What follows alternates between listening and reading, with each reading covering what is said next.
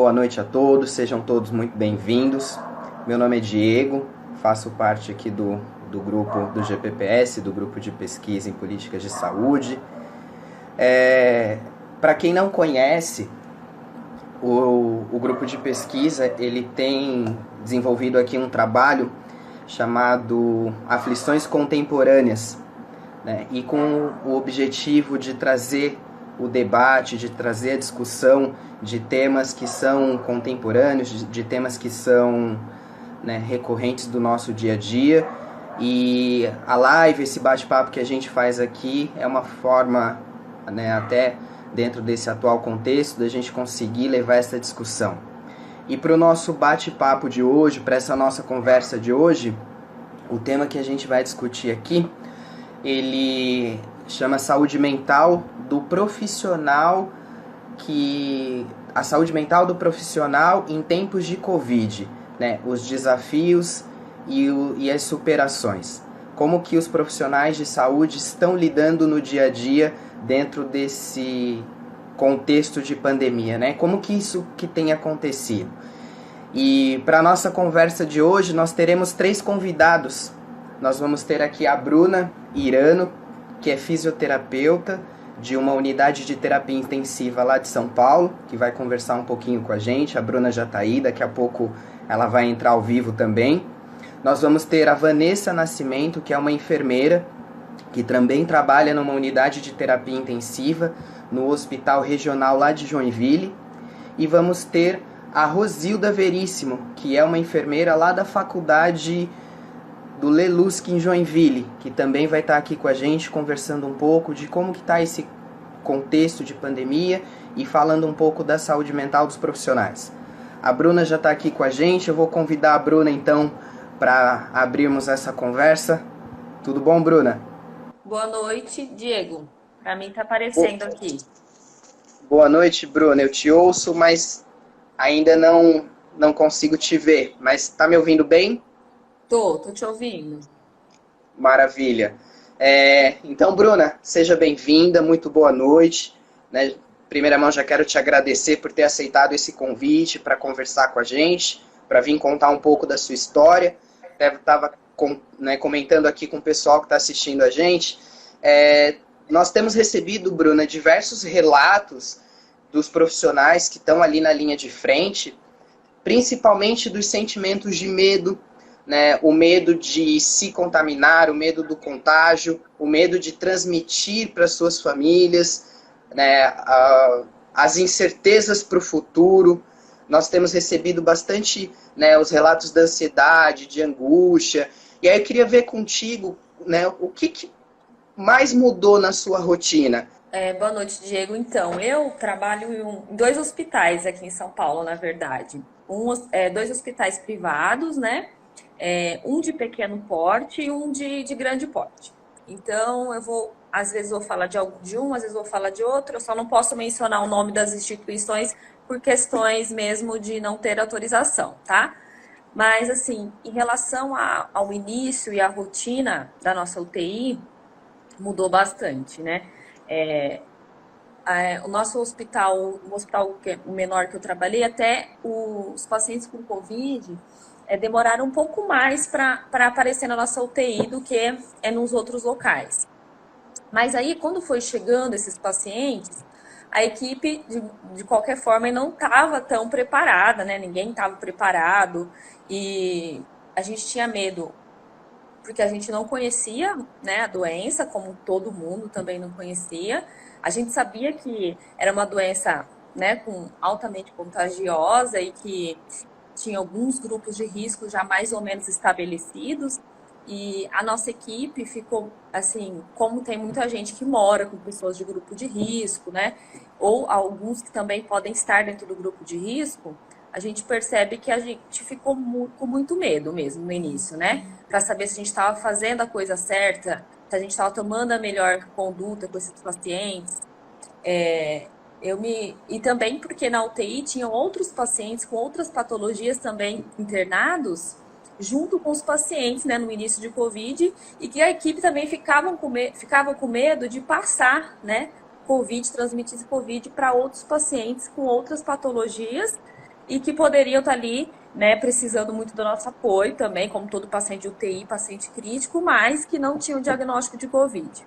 Então, a primeira mudança, assim, mais drástica da nossa rotina foi que a nossa UTI e teve que separar, a gente teve que fazer uma UTI improvisada em outro setor para separar os pacientes com diagnóstico de Covid e não Covid. E a equipe também teve que se dividir, né? Se adequar a um ambiente de trabalho totalmente novo, uma estrutura que não é 100% que a gente teria que ter dentro de uma UTI, né? E a outra UTI, que era a principal do hospital, ficou exclusiva para atender pacientes Covid. Então, acho que essa primeira divisão da equipe, que era uma equipe que foi dividida, mas que não aumentou o número de funcionários, né, o número de fisioterapeutas. Era a mesma equipe que atendia uma UTI e essa mesma equipe ia passar a atender duas agora, né? Então, ficou essa divisão. Eu acho que, assim, o medo em relação ao EPI, né, que a princípio a gente não tinha todo o EPI de maneira adequada, né, porque também a própria compra do material estava difícil acesso, e a angústia realmente de saber se a gente poderia passar, se a gente poderia, né, pegar a doença, né. Acredito que foi mais essa rotina que mudou bastante. E trabalhar com EPI 100% do tempo, né, com a máscara em 95, que é bem desconfortável, mas que o pessoal tá conseguindo agora, no finalzinho agora, melhorar um pouco nesse sentido, já acostumar, né, com o EPI. Uhum. E, e além dessas mudanças, porque você traz, né, uma questão que é bem importante, as equipes, o número de profissionais não muda, aumenta a demanda, aumenta a carga de trabalho, aumentam os espaços de trabalho, e a sua rotina de vida, assim, como conciliar esse... Porque eu imagino que o nível de exigência para vocês também aumentou, né, de dedicação, possivelmente aí a jornada de trabalho, e quais os impactos que isso teve na sua vida, na sua rotina, fora também desse espaço de trabalho? Chegou a alterar? Alterou bastante, assim, até o meio de transporte mesmo, que eu utilizava transporte público, né, já começou por aí. Comecei a ter que usar mais aplicativos, até ir de carro, algumas vezes que era uma rotina que eu não tinha aqui em São Paulo, né? E em relação a você deixar tudo na entrada da sua casa, se já colocar toda a roupa, sua roupa para lavar, né? Higienizar onde você passa, já ir direto para o banho e se preocupar com toda a higienização antes, depois que você sai do banho, né? E você também não ficar com medo de transmitir para outras pessoas que você mora. Então, esse é um medo muito grande que a gente tem. Inclusive, a rotina de estudo aumentou muito, porque a gente está no plantão, mas quando a gente não está no plantão, a gente está ou vendo uma live, ou lendo um artigo, ou procurando conversar com outros colegas para saber qual que está sendo a experiência dele em outros hospitais, alguma dica que poderia estar ajudando a gente, né, nesse sentido de discussão, de entender qual que é a percepção da pessoa, que a pessoa tem da evolução da doença em relação principalmente da parte respiratória, que é a nossa principal atuação, né, na terapia intensiva, a fisioterapia. E então a minha equipe sempre fala que, olha, Bruna, eu estou chegando em casa e estou estudando. O nosso grupo da UTI, que era para resolver coisas mais pontuais do dia a dia, virou praticamente um local de troca de artigos, troca de informações e dúvidas, né? De como a gente procede em vários momentos, que mudou muito, né? A gente demora muito mais para atender um paciente de Covid do que um paciente crítico no normal, né? Que não tem a doença. Por quê? Só de desparamentar, todos os procedimentos de fisioterapia praticamente geram aerossóis. Então, a gente tem que se preocupar bastante com isso o tempo inteiro, né? E aí a gente tenta uma se apoiar na outra, e como eu tenho essa questão da liderança, além dos meus anseios, das minhas angústias, eu tenho que também escutar do resto da equipe, né? E tentar, de alguma forma, trazer para elas um pouco de conforto, né? Pelo menos com palavras que sejam, ou com a própria evidência científica das coisas que a gente tem hoje. Então, eu fico sempre tentando me atualizar para poder passar segurança para elas que o procedimento está sendo feito de uma forma correta, o mais correto possível que a literatura está trazendo, né? E até interessante isso que você traz, né? Porque além dos seus anseios, você tem toda uma equipe que acaba gerenciando. E como que você tem visto os profissionais lidando com essas questões do medo, da ansiedade? Isso tem afetado a sua equipe? De que forma que isso afeta a sua equipe, assim, que você tem visto no seu dia a dia?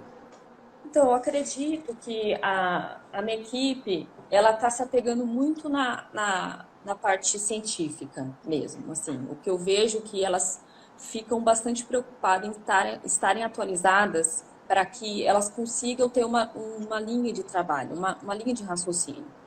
Mas que realmente é difícil, porque tem muita gente da minha equipe, assim, da maioria ou mesmo na sua própria casa, né? Que tem pessoas com grupo de risco. Então, elas acabam, no geral, elas estão mais bem tranquilas porque elas estão conseguindo, de alguma forma, trocar com a gente esses anseios que todo mundo está passando pelo mesmo problema, né? Mas, assim, foi bem difícil, principalmente no início. Elas estavam com bastante anseio, realmente, porque a gente também fica com medo do EPI acabar, do material de trabalho, que é bem específico para diminuir a geração de aerossóis, filtros, materiais de aspiração, que no mercado realmente chegou um momento que realmente estava com muita dificuldade de compra e o preço também é absurdamente caro. Então, a gente não sabia se hoje a gente tinha, se amanhã ou depois de uma semana a gente ia continuar tendo esse material, né? E a gente já não estava usando os materiais de acordo com o que era estabelecido pelo fabricante. A gente estava usando até mais dias, justamente porque o mundo inteiro precisava do mesmo material que a gente, né? Então, a gente ficava nesse anseio também ético de saber, nossa, eu poderia ter trocado esse filtro pelo que a fabricante me fala há 2 dias atrás, mas eu não vou trocar porque ainda não chegou um lote novo. Para eu saber que eu vou ter uma disponibilidade de quantidade mesmo para eu poder trocar. Então, isso é um problema que a gente todo dia enfrentava. Será que eu vou ter avental hoje para mim? Individual, descartável ou não? Não vou ter. Será que o avental que eu tenho tem a gramatura suficiente para eu poder trabalhar com isolamento de contato e protegida de verdade? Então, isso ainda a gente está passando, mas um pouco melhor. Um pouco melhor. Uhum. E assim, além dessas questões, né, que você traz do recurso, do próprio material, né, eu tenho hoje, como que fica amanhã, fica isso, imagino que isso deva também gerar uma certa ansiedade, uma angústia, até mesmo, né, uma preocupação se eu vou ter o material, até você comenta, né, poxa, eu devia ter trocado esse material há 2 dias atrás, então será que ele já não está tão eficaz conforme o que é, né, o que é dito para eu utilizar? E é assim, além dessa... Porque eu vejo que a equipe está muito preocupada nesse caráter científico, de se informar, porque de fato veio numa onda onde as pessoas tiveram que começar a se informar do zero, né? Quando as informações começaram a chegar, e estudos avançando, e várias informações chegando, as pessoas precisavam o tempo todo começar a se atualizar. Hoje até essa informação ela está um pouco mais difundida do que no começo, né? Esses ajustes iniciais. E além da questão do estudo que as equipes têm feito para conseguir manter essa segurança, como que você tem visto as equipes, ou até mesmo você, tem lidado por esses sentimentos que nem se traz agora, né? Nossa, eu devia ter trocado essa máscara, esse EPI, será que isso gerou algum prejuízo? E como que esses pensamentos, né, você tem feito, as equipes têm feito para lidar com esses pensamentos, ou com esse momento assim de chegar em casa e ainda ficar preocupado? Eu pessoalmente, eu busquei, comecei a fazer um pouco de meditação, baixei um aplicativo, o Headspace, que dá uma guiada aí na meditação, e comecei psicoterapia online. Acho que eu tô na terceira semana agora. Uma prima me indicou, psicóloga que era já de confiança dela. Então comecei. É uma coisa que eu sempre quis fazer, mas eu sempre achava uma desculpa e nunca tinha tempo, nunca dava, eu sempre estava trabalhando muito. E eu acho que isso me ajudou bastante. Tanto a meditação, que às vezes eu dou uma falhada, não é todo dia, e mais a psicoterapia. Eu sempre acho eu acho que foi um momento mesmo que eu precisava. E sempre indico para as pessoas, né? Eu falo assim, gente, agora a gente pode pelo menos ter online, né? Que vocês tenham a autorização do conselho, né, de vocês para poder fazer esse atendimento, principalmente na pandemia, que eu acho que ajuda bastante, porque a gente, muitas vezes, que nem eu moro com meu noivo, ele não aguenta mais escutar Covid. E ele não quer me escutar no sentido todo dia, eu já estou trabalhando com isso, aí eu cheguei em casa e só fico vendo aula disso, live disso, artigos desse assunto. E aí tem dia que ele também não quer saber. Ele quer também dar uma relaxada. Então, acho que a busca de um profissional qualificado, né, para te escutar e tentar te dar alguma dica para essa questão de ansiedade, é muito importante, né? Acho que para a gente que trabalha no TI deveria sempre ter um acompanhamento, né? Mas agora, principalmente, eu acho que a gente deveria sim procurar uma ajuda, porque amigo muitas vezes vai falar o que a gente quer, né? E nem é sempre assim. Entendo. E até tem uma pergunta aqui pra gente, que nessas situações, assim, se não tem EPI, como que é feito? Até, deixa eu ver se eu consigo achar quem que perguntou. Passou aqui um pouquinho. O ADR Correia, que, como que fica, né? Se não tem EPI, como que fica o atendimento? Ele é realizado a si mesmo? Como que fica essa organização no cenário? Então, a gente nunca chegou a ficar sem EPI 100%. A gente já chegou a começar um plantão sem todo o material, mas aí o pessoal já dá um jeito, vai atrás, corre e aí o material acaba chegando. E a gente não atende sem EPI realmente, porque é um risco muito grande, não tem como. Né? A gente chegou a já ter algum material que não feriu excelente, por exemplo, uma gramatura suficiente do avental, mas aí eles providenciaram um de tecido. Sem, a gente não chegou a ficar, mas fica nessa angústia, nessa ansiedade de realmente saber se é o ideal, né? Mas a orientação mesmo é que a sua saúde também tem que estar em primeiro lugar. Então, não atender sem uma máscara em 95 em boas condições, né? Pelo menos um óculos de proteção que já é individual, né? A Face Shield, que é a viseira, também já é individual. A gente também teve algumas doações, então a equipe estava, nesse sentido, estava protegida. Agora, a máscara em 95 realmente, a indicação era uma de tantos dias de uso, mas depois a gente foi aumentando, mas isso aí acabou sendo geral mesmo, porque não tinha. Mas sem total a gente não chegou a ficar. Uhum. E aí você traz uma questão que é importante, que é a segurança desse profissional.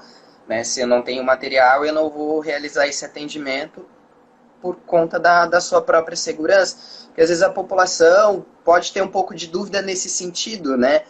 Por não estar acompanhando ali, você traz uma questão que é importante, né? Que a segurança desse profissional, ela precisa ser pensada antes dele realizar qualquer tipo de procedimento. Isso, exatamente. Mas eu acredito que talvez tem alguns colegas que tenham passado por uma situação pior que a nossa de realmente não ter nada, né? Nenhum material, principalmente a máscara N95. A gente chega só nesse sentido de às vezes no começo no plantão não ter, mas depois a gente consegue iniciar as atividades e graças a Deus a gente não teve nenhuma intercorrência, né, sem o material, né? Porque aí realmente essa questão ética que a gente fica com esse problema. A gente fala, não posso deixar de atender, mas ao mesmo tempo eu também tenho que ter minha proteção individual para eu poder conseguir atender muito mais gente e não adoecer, né? Uhum. Porque se Tá uma pessoa certo. fica doente, a escala já praticamente já fica desfalcada. Imagino. Muito bacana. Bruna, você vai ficar aqui com a gente ainda, acompanhando? Vou, Tá. vou Eu vou chamar a Vanessa. Ela vai também trazer um pouquinho da vivência dela. É uma enfermeira que também trabalha numa unidade de terapia intensiva, trazer um pouco desses aspectos, e a gente continua o nosso bate-papo. Agradeço a presença, fica aqui com a gente, e outras dúvidas a gente vai, então, compartilhando. Tá ok, Bruna? Tá bom, obrigada. Obrigado, viu?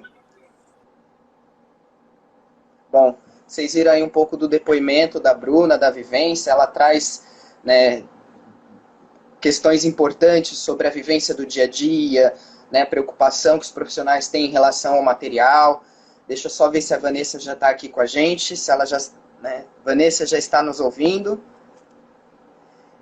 E é bem importante isso que a Bruna traz e essa condição da segurança do profissional, né? Vocês viram que nós temos diversos relatos das equipes e dos profissionais de saúde, principalmente em relação ao medo, né, do contágio, da transmissão, e reforçando aí o quanto é importante o uso dos equipamentos de proteção individual, o uso dos EPIs, para que esse profissional não adoeça.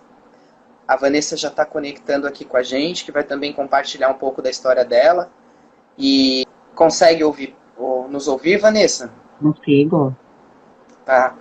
Quero te agradecer pelo aceite, por estar aqui participando com a gente, compartilhando um pouco também da sua vivência. Estávamos aqui conversando com a Bruna e ela trouxe um pouco do dia a dia, da realidade dela. Você também trabalha numa unidade de terapia, né, numa UTI, né? Sim, trabalho numa unidade de terapia intensiva de Covid-19. Então, conta pra gente, Vanessa, um pouco, quando tudo isso começou, quais os principais impactos, assim, na sua rotina? O que mais mudou nesse primeiro momento, quando começou essa pandemia? Então, inicialmente, né, logo no início da pandemia, eu trabalhava numa unidade de terapia intensiva geral, comum, né? Devido à pandemia, o hospital teve que se reorganizar e alguns outros setores, algumas outras unidades foram adaptadas para ser unidade de terapia intensiva com o objetivo de acolher os pacientes de Covid-19, né? Porque não daria para misturar com os outros pacientes. Devido a isso, eu fui chamada, né, para a unidade de terapia intensiva do Covid e fui um pouco assustada, mas fui contente, né? Aí a minha rotina já começou a mudar, porque é um perfil de paciente que, como a própria Bruna comentou, a gente não conhecia ele fisiopatologicamente como um todo, né? O que a gente sabia ainda era algo muito novo. Então, a partir daí, a gente passa a estudar o tempo todo, né? A gente trabalha o dia inteiro, a gente chega e discute os casos com outros colegas, com grupos, vai procurar artigos, vai assistir uma live, coisa que anteriormente não era tão comum. Até era, mas não nessa intensidade, né? Não tinha uma necessidade assim, absurda de ter informação de algo novo. Né? Fora isso, a rotina pessoal também, né? Eu, por exemplo, tinha o hábito de diariamente ir à casa da minha avó. É algo que eu já não faço mais, né? Ao chegar em casa também, chega em casa, você não consegue chegar com uma tranquilidade. Você chega pensando, você já tem que ir correndo pro banho, que você não pode fazer mais nada, que você tem que cuidar com a sua roupa, né? Isso tudo torna o dia um pouco mais estressante, né? Angustiante que está por tudo isso. E você fala, né, dessa característica que é bem importante, dessa mudança da rotina no sentido da própria família, das atividades que se fazia anteriormente, agora precisou adaptar, né? E além dessa angústia, como que isso tem te afetado, até mesmo seus colegas de trabalho? Você tem escutado relatos nesse sentido também, dessa angústia e dessa vivência que por conta da pandemia? Então, no meu ambiente de trabalho é completamente visível que todos os profissionais estão ansiosos, estão angustiados com tudo isso, né? Não só a minha equipe de enfermagem, mas as equipes das outras unidades que não têm paciente Covid, equipe médica, os fisioterapeutas, enfim, o serviço de psicologia no hospital que eu trabalho na rede pública, né? Trabalho no estado.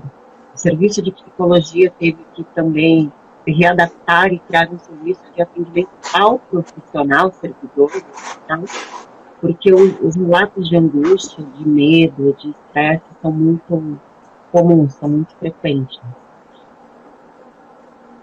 Entendi. E para você, assim, como que você tem buscado esse enfrentamento para lidar com essa ansiedade, com essa angústia do dia a dia, né? Isso que você traz da rotina familiar, né? Esse contato com familiares que são muito próximos e agora precisa ser adaptado. O que você tem feito para superar esse processo? Eu, particularmente, tenho tentado fazer atividade física nos meus tempos de folga, que são poucos, porque eu estou com a minha escala dobrada, né? Houve um afastamento de uma colega de trabalho, então eu estou fazendo a minha escala e a dela. Então, nos dias de folga, eu tento fazer alguma atividade física, eu tento manter um cronograma, né? Para eu conseguir não pensar nisso o tempo inteiro, 100% do tempo. Mas como eu já tinha comentado antes, existe uma necessidade muito grande de se atualizar, porque a cada dia chega uma informação nova, a Anvisa traz uma informação nova, são publicados artigos internacionais com novas informações, então a gente não consegue se desprender o tempo todo, né? Basicamente, eu tenho tentado focar em atividade física quando eu quero da angústia, né? A situação de incerteza. E você percebe no dia a dia que isso te traz, te fortalece de alguma forma, que isso te ajuda a lidar quando você tem que voltar para a rotina do trabalho, esse afastamento, essa atividade física. Você sente uma diferença quando você consegue organizar a sua rotina dessa forma? Sim, eu sinto a diferença, né? É algo que alivia, sabe? Eu acho que, assim, as pessoas procuram de formas diferentes alguns refúgios, né? Eu tenho colegas que se mantêm em negação, eu tenho colegas que preferem estar falando disso o tempo inteiro, eu tenho conhecidos que, assim como a Bruna, iniciaram psicoterapia, eu, na verdade, já fazia de longa data, então não foi algo que mudou, né? Mas eu acabei incluindo a atividade física porque, para mim, era exatamente algo novo. Eu nunca fui de ter atividade física como algo frequente na minha vida, né? Então, agora foi algo novo para eu conseguir canalizar um pouco, né? Ou, enfim, eliminar um pouco da sensação de estresse que vem durante o dia de trabalho, né? Uhum. E até você comentou uma outra questão, que foi da sua jornada de trabalho, né? Você falou que a carga aumentou. Sim. E até imagino como que como que você tem se organizado para conseguir manter essa rotina de atividade, né? A sua rotina também fora do trabalho, com uma carga, uma jornada de trabalho que aumenta. Isso deve também ter te impactado de alguma forma, né? Bastante, porque o esgotamento físico está maior, né? O perfil de paciente com Covid-19 é um perfil de paciente crítico que, em geral, a gente está acostumado, mas são pacientes que eles têm instabilidades respiratórias o tempo inteiro. Então, a gente leva alguns sustos durante o dia, né? Isso requer que a gente tenha maior trabalho físico, principalmente o trabalho da enfermagem é muito físico. Eu, como enfermeira, além do físico também, tem toda a questão organizacional, né, de gerenciamento da equipe, e dobrar essa carga, com certeza, aumentou tudo isso, né? Foi algo que me impactou bastante. No entanto, assim, a gente pensa que ou a gente faz para ajudar a equipe, ou não vai ter quem faça, né? Não dá para selecionar qualquer profissional que talvez não tenha experiência com pacientes críticos, né? E também não dá para tirar de uma outra unidade de terapia intensiva que vai precisar desse profissional. Então, essa carga dobrada, ela trouxe uma exaustão maior para mim, sem dúvidas. Só que a gente tem que pensar como equipe nesse momento. Nesse momento, eu acredito que a gente tem que pensar no coletivo, né? E aí a gente encara. Imagino. Até você destaca também esse aspecto organizacional, né, que é do gerenciamento, às vezes, ali do setor, da unidade, né, das equipes, do próprio paciente, esse aspecto mais gerencial. Até fizeram uma pergunta aqui para a gente de como que fica essa questão.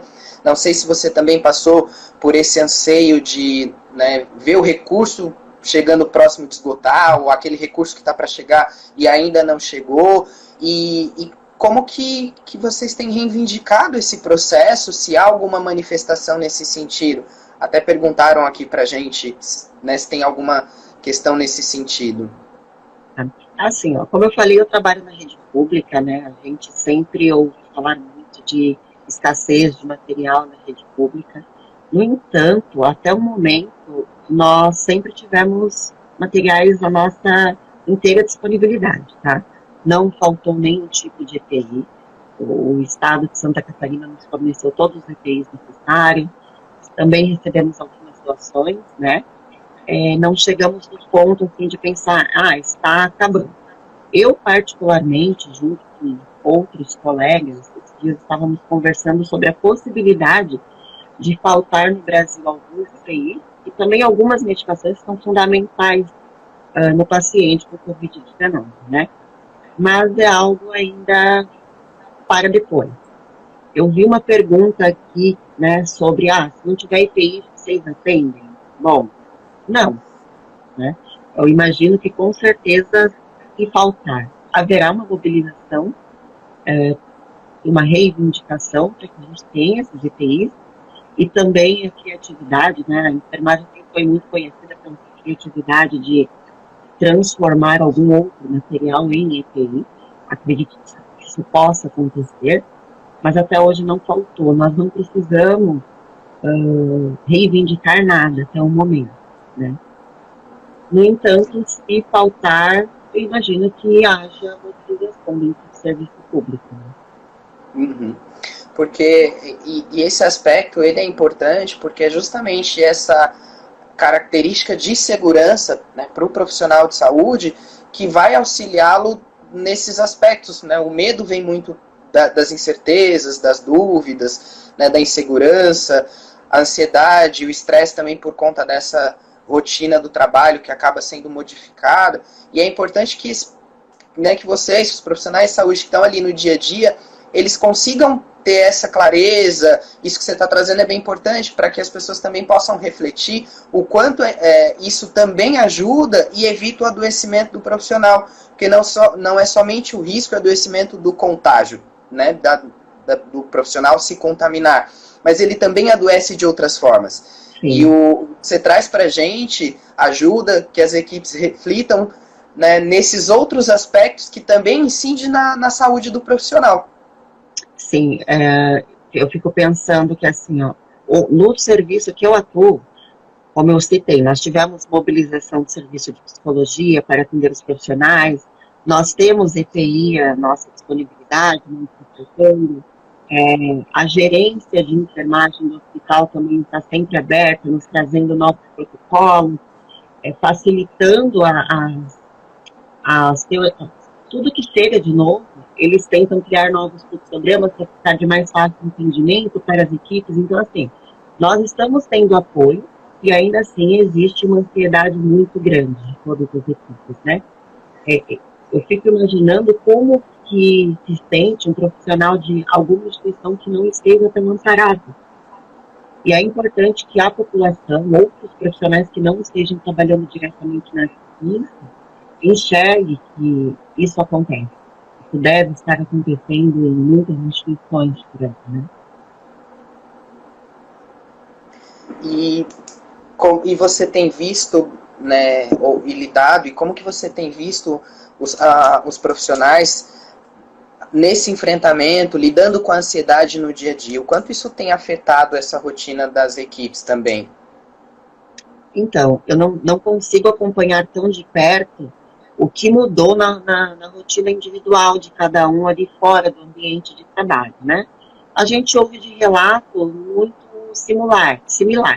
As mudanças ao chegar em casa, a não frequentar ambientes familiares, a se isolar um pouco mais. Eu tenho uma conhecida que os, os familiares não a deixaram entrar mais em casa. Ela chegou do trabalho e ela não podia mais entrar em casa, né? Foi o único caso, assim, mais assustador que eu vi por aqui. E é chocante, né? Ela teve que, da noite para o dia, num susto, se reprogramar, ser acolhida por uma outra colega de trabalho, né? Porque ela simplesmente chegou do trabalho e não podia entrar em casa, sendo que os familiares dela nem eram um grupo de risco. Fora isso, assim, a gente não ouve relatos muito diferentes, eu não ouvi nenhum relato muito diferente, além de tudo que está acontecendo na minha própria rotina. Uhum. E até a Bruna comentou essa questão do compartilhamento entre a troca entre os profissionais, né? Seja do conhecimento, às vezes ali do dia a dia, e você tem visto também, principalmente na busca da informação, no conhecimento, você tem visto essa troca acontecer também? Tenho visto essa troca acontecer, e não só uniprofissionalmente, como interdisciplinarmente, né? Pelo menos na minha prática, a gente consegue compartilhar bastante com os outros profissionais, até porque, como eu havia comentado, eu trabalho num setor que foi transformado numa UTI, ele não tem uma estrutura física de UTI. Então, muitas vezes, a gente acaba entrando um pouquinho um na área do outro, porque você está dentro de um quarto de isolamento, não dá para o outro profissional entrar, então você acaba fazendo para ajudar, através de uma orientação, né? E com isso a gente tem trocado cada vez mais conhecimento tem sido compartilhado. Eu, particularmente, também tenho trocado muita experiência com o grupo de pesquisa da Unifesp, em São Paulo, né? Eles têm um grupo no WhatsApp que vem bastante material e eu tento encaminhar esse material para outros colegas também, né, aleatoriamente, e tem sido assim. Bacana. Até perguntar agora aqui pra gente se muitos profissionais que trabalham com você já foram infectados. Essa é uma realidade ali onde você trabalha? Olha, especificamente, a pergunta da Sofia, né? Isso. Especificamente na UTI Covid, do hospital que eu trabalho, não houve nenhum infectado. A gente tem 0 casos de profissionais infectados que atuam na UTI Covid. No entanto, dentro da instituição, né, tem profissionais que positivaram, tem profissionais que ficaram internados, que já tiveram alta, tem profissionais que ficaram em estado mais grave também. Inclusive, se tornaram pacientes da UTI Covid no hospital. E isso tem algum impacto, assim, que você tenha percebido no profissional, justamente pela vulnerabilidade e pelo risco? Como que você enxerga essa questão? Teve impacto no profissional que adoeceu e na equipe que cuida de um colega de trabalho, né? O profissional adoeceu, se viu vulnerável, principalmente para um profissional que está acostumado, para aquela pessoa que está acostumada a ser o profissional que atende, não o paciente, né? Isso já é ruim. Eu acredito que profissionais da saúde nem sempre conseguem se enxergar muito bem nessa situação de vulnerabilidade, né? Até por entender muito dos procedimentos que são feitos com ele, não querer alguns procedimentos por saber que é ruim, que pode existir outras formas, né? Então, impactou dessa forma, mas eu senti um impacto maior em nós que estávamos cuidando de profissionais que adoeceram, porque são mais do que pacientes, são colegas de trabalho que estão ali no nosso dia a dia, que a gente tem uma grande empatia, a empatia acaba sendo maior, é inevitável, não dá para ser imparcial, né? Então a gente não quer ver um colega tão vulnerável, uma posição tão ruim, né? E isso afetou bastante muitas pessoas, né? Nós tivemos recente um colega que foi de alta, ele era segurança do hospital, né? Tivemos também um técnico de enfermagem que foi internado em estado grave. Essas duas pessoas, assim, mexeram bastante com as equipes médicas, de enfermagem, de fisioterapia, na verdade, não só de nós que estamos na UTI cuidando, mas também dos outros setores, que conhecem aquelas pessoas, né? E nessa situação, quais as estratégias de enfrentamento que vocês tiveram para conseguir lidar com isso? Então, quando esses pacientes que são profissionais estavam acordados, a gente conseguiu que o serviço de psicologia os atendesse por chamada. A gente colocou um celular para eles, para que o serviço atendesse por chamada, né? Alguns nós conseguimos disponibilizar até mesmo televisão, né, para ter lá dentro do leito, da unidade de terapia intensiva. E a gente tentou se manter mais próximo, a gente tentou entrar mais vezes naqueles blocos, conversar mais, ouvir mais as queixas, porque esses pacientes que são profissionais, eles estavam mais queixosos, eles tinham mais queixas a fazer do que os pacientes comuns, né? Então a gente tentou dar uma atenção maior. Infelizmente, a gente lutou com um pouco que a gente tem, né? Uhum. E aí a gente percebe muito esse movimento de solidariedade entre os profissionais, né? E o quanto isso fortalece e ajuda também nesse enfrentamento, né? Como uma estratégia para lidar com esse tipo de situação. Sim. Isso é bem importante. Isso é importante, e eu acredito que isso ajude não só o paciente profissional, mas também o profissional que está cuidando dele, né? Porque a gente se coloca no lugar, a gente se enxerga no lugar do outro, né? Então, talvez isso ajude até mesmo a tratar a nossa angústia de ver um colega de classe internado com uma doença grave, né? Um estado grave, ameaçador da vida. Bacana. Vanessa, você vai ficar aqui com a gente ainda, né? Sim. Assistindo. Eu tenho mais uma convidada que eu vou chamar. A Rosilda vai conversar também. Ela é enfermeira, vai trazer um pouco também Vamos comentar um pouco de tudo aí que vocês já compartilharam.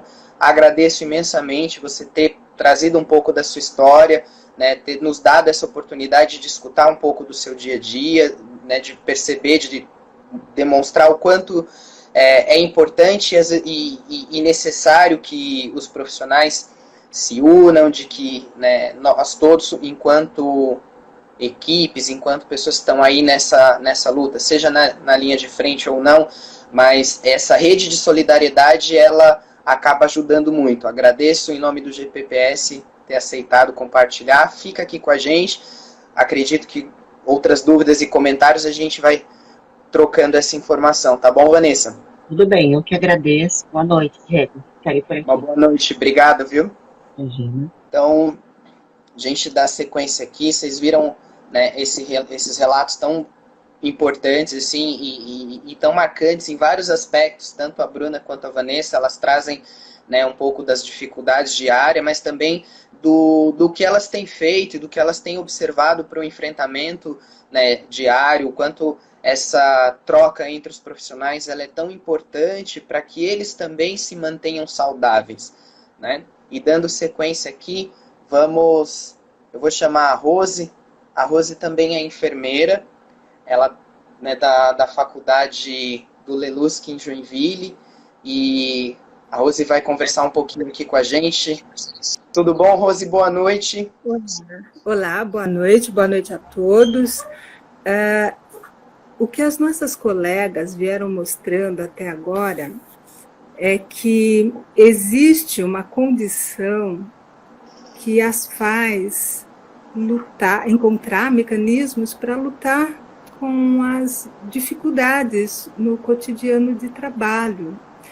E o que ficou patente é que os profissionais se preocupam em conhecer o que vem acontecendo, quais são as manifestações da doença nas pessoas, de modo a atuar profissionalmente para obter um melhor resultado. Então, o estudo, a participação no grupo traz um certo alívio para elas, mas muito além, isso faz com que elas gerenciem de uma forma melhor as suas equipes de trabalho, gerenciem essas informações que estão sendo trocadas entre as equipes e gerenciem, cuidem umas das outras, né, que é o que tem sido feito. Também o grupo trouxe nas perguntas uma abordagem interessante, a preocupação com a proteção tanto dos profissionais de saúde quanto da sociedade. E aí me surge uma reflexão. Os profissionais de saúde, eles foram, de certa forma, convocados pelo governo para estarem na linha de frente. E esse mesmo governo, de certa forma, falou de regras para a sociedade participar e ajudar a minimizar esses casos. Entretanto, essa sociedade que se preocupa se o profissional não pode entrar em casa, ou que se preocupa com os ambientes que são comuns e que eles precisam continuar frequentando, é a mesma sociedade que muitas vezes acaba deixando de lado o seu papel de proteção também desses profissionais e da própria sociedade. E essa questão interessante que a nossa colega Vanessa trouxe a respeito de mudanças na vida pessoal, na organização e os caminhos que tanto ela quanto a Bruna apresentam como possibilidades de lidar com o seu eu, né? Me parece que evoca um pouco as estruturas físicas. Então, a Bruna usando uma prática integrativa complementar em saúde, que é a meditação, além de o apoio psicoterapêutico, e a Vanessa buscando o apoio terapêutico e a atividade física. Você veja que me parece uma situação assim bastante uma rotina, além de modificada, mas me parece que precisa mais do que 24 horas para trabalhar dobrado, fazer atividade física, falar com o psicólogo e ainda se manter ativo nos estudos, nas trocas de informações. E eu vejo nessa experiência que a Vanessa traz, de ela falar a respeito de como é ver o colega sendo tratado. Então, de cuidador a paciente, isso realmente é uma situação que deve trazer bastante angústia. E quando ela coloca, né, que procura-se fazer algumas coisas diferentes, eu fico pensando que a gente podia, no futuro, poder possibilitar para todas as pessoas que internem, que tenham essa possibilidade de ter um apoio psicológico, de ter um contato com a família, porque me parece, eu gostaria de que elas me corrigissem, né, principalmente a Vanessa, me parece que as pessoas internam na UTI e elas não têm um contato mais com a família. Então, isso me tocou bastante. Acho que é isso, Diego. E até você traz uma questão, Rose, que dessa convocação, então de repente está instaurada uma pandemia, as coisas começam a acontecer e as informações, o conhecimento, ele passa a ser constante, diário, mas você traz dessa convocação não só da responsabilização e da responsabilidade que os profissionais têm em relação ao serviço prestado, mas da população em modo geral. E isso destaca uma questão que até a gente recebeu nos nossos depoimentos, para quem não viu, está ali no feed aqui do GPPS, do reconhecimento desses profissionais de saúde. Até quem traz essa questão também bem forte foi uma farmacêutica, e não só o enfermeiro, o médico, mas olha quantos outros profissionais de saúde estão na linha de frente e são peças importantes para esse enfrentamento diário. A gente tem aí farmacêuticos, o quanto isso é significativo e precisa estar nessa estrutura bem articulada para que essas equipes elas consigam fazer e desempenhar o seu papel. Né, nós tivemos fisioterapeutas, terapeutas ocupacionais, psicólogos, são diversos outros profissionais que estão em conjunto nesse processo.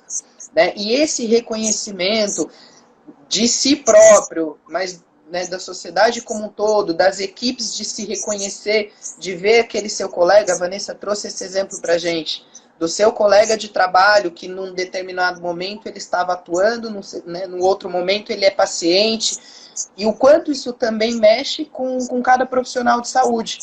Quando a gente ouve muitos relatos de medo, né, vem muito essa fala, né, do medo que eu tenho de me contaminar, do medo que eu tenho do contágio, e dessa forma eu ser um agente transmissor para quem eu amo.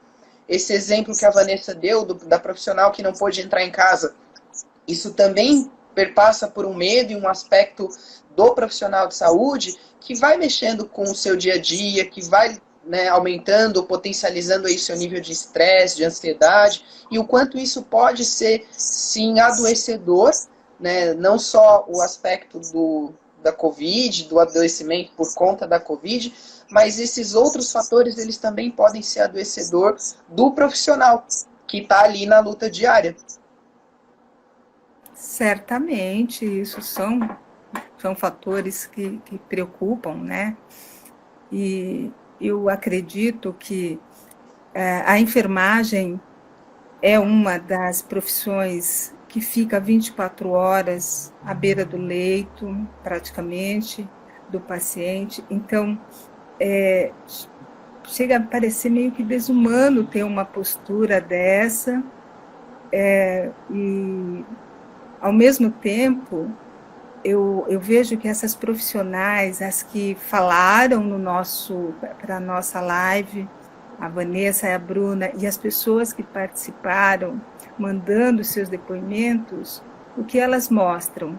Essa característica da solidariedade nessa hora de atendimento, a solidariedade entre as equipes e entre os diferentes profissionais para o atendimento do paciente. E a Vanessa me respondeu aqui, né, que quando os pacientes estão acordados, eles também disponibilizam o celular para eles. Então, como ela mesma disse no momento da fala dela, a enfermagem, de certa forma, é muito criativa, então sempre encontra uma possibilidade de lidar com essas pequenas dificuldades no dia a dia.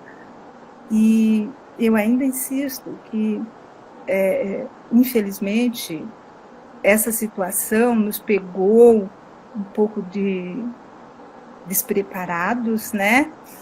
Mas que os gestores possam olhar isso, porque agora é a população, mas pode ser um gestor também, por que não? Somos todos humanos, né? E eu acho que é uma coisa que deve fazer parte de uma política. Eu acredito que é essa a minha contribuição nesse momento, e você pode dar continuidade. Maravilha. Acho que a gente tem aí bastante elementos para refletir. A saúde do profissional, ela é um fator de extrema importância. A gente precisa das equipes, né, bem para continuarem atuando no processo de enfrentamento, né, na assistência, no cuidado desses pacientes. E não somente o adoecimento por conta da Covid, a gente tem falado bastante disso, mas esses outros elementos, eles acabam incidindo muito no dia a dia, no cotidiano de trabalho desses profissionais. E como fragilidade, a gente destacou aqui vários pontos que vêm desde o medo, da ansiedade, da jornada de trabalho por conta das adaptações que esses profissionais têm sofrido, mas é importante também a gente frisar nesses aspectos de enfrentamento e de superação. Até nesses depoimentos que nós tivemos, o reconhecimento do profissional, as estratégias que, a exemplo da Vanessa e da Bruna, trouxeram para a gente, né, não somente a psicoterapia, mas esse autocuidado, é muito importante. E aí isso cai num aspecto que eu quero também compartilhar um pouco aqui com quem está assistindo, e principalmente os profissionais de saúde, dessa resiliência, porque a gente está falando dessas estratégias de enfrentamento e o quanto a resiliência desses profissionais auxiliam nessas estratégias, né, dão esse suporte para esse enfrentamento. E aí existem fatores de proteção que eles são decisivos para aumentar essa habilidade de resiliência, né? Não somente o uso do EPI, a informação, o estudo, que também tem sido bastante destacado como uma estratégia de enfrentamento, né? O máximo de informação possível eu vou obter, eu consigo criar condições mais seguras, eu consigo lidar de forma mais segura com esse processo todo. Então, além do estudo, do uso de EPIs, existem alguns fatores de proteção que eles vão auxiliar justamente nessa saúde mental e evitar esse possível ou maior adoecimento do profissional, né, que vão fortalecer essa habilidade de resiliência. Então, a autocompaixão, ela é uma estratégia de cuidado que é muito importante. Muitas vezes o profissional que está ali na luta diária, ele acaba esquecendo, né? Ele é um fator de proteção importante. Até a Bruna, a Vanessa, elas trouxeram muito disso, né? Dessas estratégias como uma forma de autocuidado.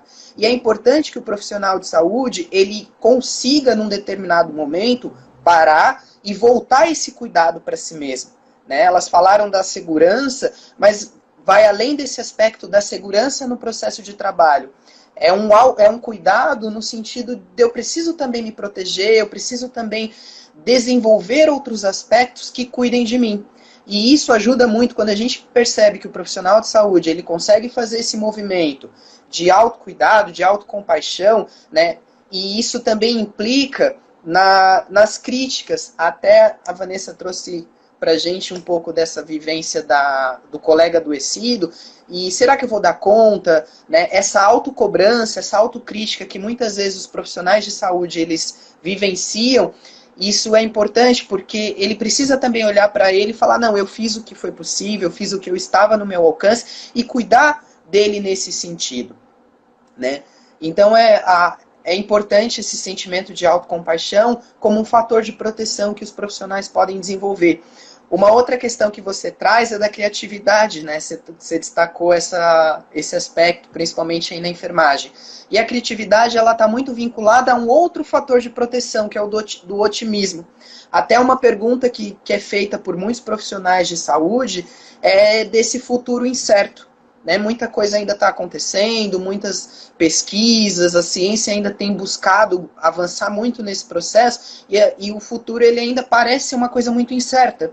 Então essas dúvidas que anseiam e que perpassam aí por esse futuro, né, um futuro mais próximo, como que vai ficar esse futuro, ele também aumenta o nível de ansiedade, de estresse, de medo por parte dos profissionais, né, por parte da população como um todo. E aí a criatividade, somada a esse conhecimento, essa busca por estudos, ela faz com que o profissional, ele desenvolva aí essas características mais otimistas, ele fique mais otimista em relação a esse futuro. E esse também é um fator de proteção importante, porque ele vai dar sentimento de esperança. E é importante que nós tenhamos esse sentimento de esperança para conseguir lidar diariamente com essas dificuldades, né? E um outro fator, isso também vai auxiliar na sensação de bem-estar. É um bem-estar subjetivo, que aí eu destaco como outro fator de proteção, que é esses momentos de felicidade que a Vanessa e a Bruna destacaram. Então, a meditação, né? A Bruna até comentou, meu namorado, né? A pessoa que eu moro em casa, as pessoas, minha família, eles não aguentam mais o Covid, e é importante mesmo ter outros momentos, outros espaços e outras atividades que possam criar momentos de felicidade, né? Desviar um pouco desse olhar, criar e olhar para si e criar, né, viver momentos de felicidade. E aí esse bem-estar subjetivo, ele tem um aspecto muito significativo que o profissional precisa fazer, que é o de avaliar a sua própria vida, né? Com qual momento e com qual intensidade eu tenho vivenciado momentos felizes. E isso é muito importante, né? Porque essa avaliação que o profissional faz, tanto cognitiva quanto subjetiva, né, da própria felicidade, da própria satisfação de vida, ele vai auxiliar em momentos mais felizes, em momentos de bem-estar, e fazer com que ele lide, né, contrabalance, equilibre com os momentos de tristeza, de angústia que naturalmente vem por conta da pandemia.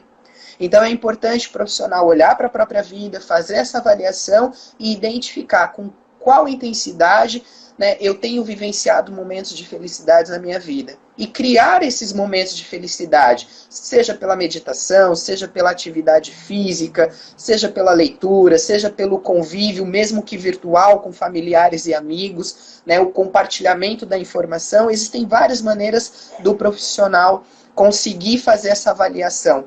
E esse é um fator de proteção que é muito importante para que ele consiga manter-se saudável, manter aí a sua saúde mental em dia, para lidar com o processo do dia a dia. E até a questão da meditação, ela também tem sido utilizada como um fator de proteção. Mas além dessa meditação, com uma prática espiritual budista, é o conceito que a meditação proporciona, que é o conceito de você manter um foco, né, ter um objetivo, um foco, e você ter um conhecimento pleno sobre isso. Então, quando a gente pega esse conceito que vem da meditação e aplica ele num contexto, né, da própria vida, eu conseguir fazer uma análise sem julgamento da minha realidade ou de um foco da minha vida e conseguir absorver o máximo de informação possível daquela variável. Então, essa ideia de eu, né, ter uma atenção plena sobre um aspecto da minha vida faz com que eu conheça o que me adoece, o que tem me perturbado. Né? Às vezes eu chego em casa e, poxa, será que eu fiz direito? Será que eu estou contaminado? Então, eu conseguir canalizar esse pensamento, concentrar esses pensamentos, né, manter essa atenção ampliada e avaliar essa condição sem um julgamento. Né, sem uma autocrítica muito severa, é simplesmente conhecer o que está acontecendo, para aí sim eu tomar as decisões, eu conseguir aplicar, né, ações que vão ajudar nesse enfrentamento. Então, se a gente conseguir fazer, né, se os profissionais de saúde conseguirem pensar nesses aspectos da própria vida, né, que são também fatores de proteção importantes, a gente, né, vai ter aí possivelmente menos adoecimento, né, a criatividade ajudando a ampliar essas estratégias, são recursos que os profissionais podem utilizar e que vão aí minimizar os efeitos desses processos que a gente tem vivido e que a Vanessa e a Bruna trouxeram para a gente aí tão brilhantemente. Acho que era isso também um pouco que eu queria compartilhar com vocês. É importante pensar, né, nesses fatores de proteção e na saúde mental desses profissionais, para que eles também possam se fortalecer e continuar na lida. Quem está acompanhando a gente aí, não sei se, Rose, você quer comentar mais alguma questão? Eu acho que você já trouxe assim, os elementos essenciais, fatores protetivos para os trabalhadores de saúde, e que se a gente conseguir fortalecer mais ainda essas práticas, esses momentos de felicidade, melhor a gente vai lidar com essa situação, com certeza. Obrigada. Até trouxeram aqui a questão do vínculo, né? O exemplo que a Vanessa trouxe do cuidado e do celular, quando os pacientes na UTI, eles estão acordados, eles fazem uso do celular, tudo isso auxilia no fortalecimento desses vínculos e desses afetos, seja o afeto com a equipe, seja o afeto com o seu familiar. E o vínculo e o afeto entre os profissionais de saúde também é um fator de proteção importante, porque isso vai implicar no cuidado que eu tenho com o meu colega. Né? Então isso também auxilia, também é um fator de proteção que ajuda bastante as equipes. Sim. Tem umas perguntas. Tem, como fizeram uma pergunta aqui, como será a saúde mental, né, pós-Covid? Acho que a primeira questão a se pensar é o que vai ser esse pós-Covid. Até isso, né, uma reflexão aí que pode ajudar a gente a começar a pensar, A resiliência, né, o que é essa propriedade, o que é essa habilidade? Ela é um conceito que é da minha capacidade de lidar com situações adversas, com situações de crise, com situações, né, de extrema dor, assim. Então, quanto maior a minha condição para lidar com a dor, com essas situações adversas, maior é a minha condição de resiliência. Mas esse conceito ele vem de uma propriedade da física sobre a análise dos corpos materiais, que é a propriedade que um corpo tem de voltar ao que ele era antes, né? Manter as suas propriedades de antes quando ele recebe alguma influência externa. E aí fica uma pergunta, né? Será que o pós-Covid, o pós-pandemia, vai ser o que era antes? O que a gente chama de normalidade da vida, que a gente estava acostumado de antes? Né? Ou será que, na verdade, nós vamos sofrer processos de adaptação e aquilo que eu conhecia como normal, como natural antes, já talvez não exista mais. Eu tenha outras naturalidades. Eu acho que a primeira questão que a gente precisa pensar é essa. Que se eu tentar voltar ao que era antes, eu posso me surpreender com um futuro pós-pandemia que não é aquele que eu deixei lá atrás. E isso pode me gerar também algum sofrimento, né? Quando eu tento voltar ao que era antes e eu me deparo com uma situação que já não existe mais. Então a gente precisa, né, essa ideia da atenção plena é justamente isso, também olhar para esse futuro e tentar lidar com ele de uma forma como ele se apresenta, porque a gente ainda não tem certezas de como vai ser esse pós-pandemia. Mas se eu me abrir para essa possibilidade e ir avaliando a minha vida, a minha inserção nesse pós-pandemia, eu consigo aí trilhar um caminho que seja mais saudável e menos doloroso. Não sei se o pessoal tem mais alguma pergunta. Acredito que não. A nossa equipe aqui que está ajudando a gente nos bastidores também não trouxe, acho que mais nenhuma pergunta. Não. Acredito então que seja isso, né, Rose? Pessoal que estava aí com a gente, que está compartilhando. A nossa equipe aqui que está ajudando a gente nos bastidores, que acompanhou, que esteve conosco. Agradeço imensamente a participação da Bruna e da Vanessa. Obrigado, Rose, também por ter compartilhado com a gente. Pessoal, fica aí essa reflexão. Uma boa noite para quem estava acompanhando. E é isso aí. Até a próxima terça-feira, né, nesse programa aí, no nosso programa de aflições contemporâneas. Na próxima terça a gente vem com uma outra temática. Acompanhe a gente aí nos feeds, nossos stories, que vamos manter aí a nossa agenda atualizada. Obrigadão, pessoal. Uma boa noite a todos.